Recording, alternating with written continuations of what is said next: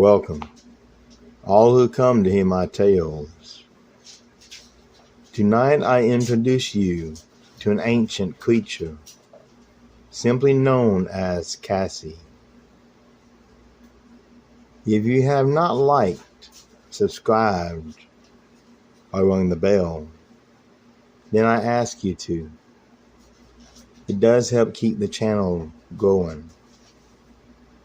And that allows me to bring more stories of the unknown to you. Thank you. Now on to our tale. Cassie, the sea serpent of Casco Bay, Maine. For centuries, legends have swarmed in the sea, lakes, rivers, and oceans. One of the oldest legends is about Cassie. My name is Edward Bell. These days I am a Commodore, but my tale happened long ago. The year was 1779, and I was a young ensign at the time. We were on the coast of the southern tip of Maine. These days, it is called Casco Bay. I spied a large creature from our port bow.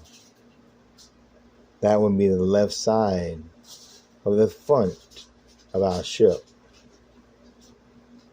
It resembled a large snake or serpent, although I cannot say the exact size. It was easily the size and length of our warship.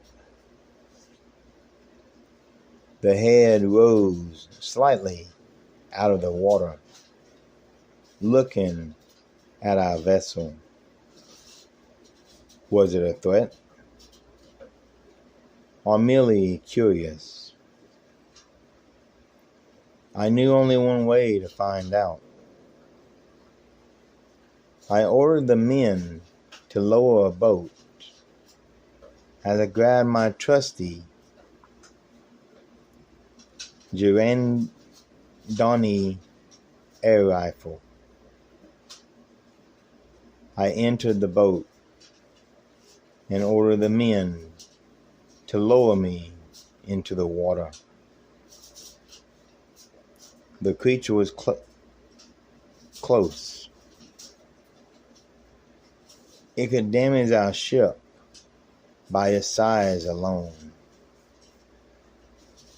The large turtle-like head watched me as I came closer to it. It slowly swam toward me like a great serpent, a slow zigzag motion on the water. I aimed carefully and shot it close range with my rifle. The creature then stopped, its eyes focused on me and my boat. I started to reload, praying to our Lord not to die here this day. A forked tongue came from the creature's mouth, tasting the air, and no doubt myself. It hissed like a snake, warning you to stay away. Now it was only a few feet from me and could have swallowed me easily. My men yelled at it from the deck. Those eyes were focused on me.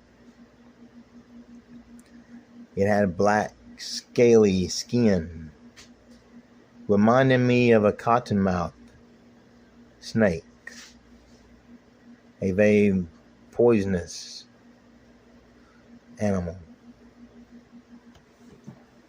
There was no malice in those eyes, just curiosity. For all purposes, it was an exceptional, large snake. The body was wide as our cannons, if not wider.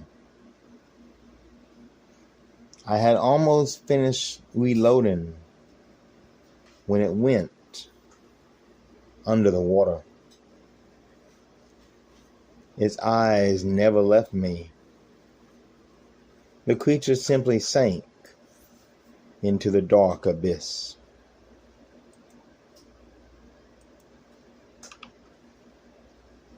The wake almost capsized me as I held fast to the boat.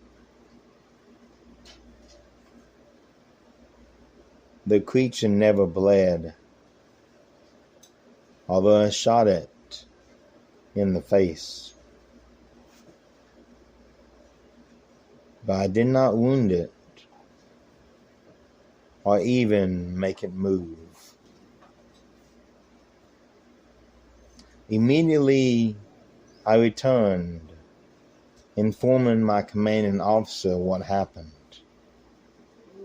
He was angry at me, but glad I returned.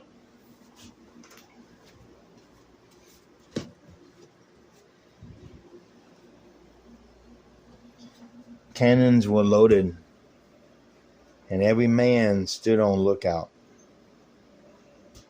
The great serpent had left. I never saw it again. Once was enough for me. I did have to see the ship's medic, though. The skipper ordered me to rest. As you can imagine, I was quite shaken. Later in my years, I became a Commodore and led many battles with men and ships under my command. But until I die, I will never forget the serpent that I shot at. For by the grace of our Lord, the beast let me live. And it could easily have taken me to the abyss with it.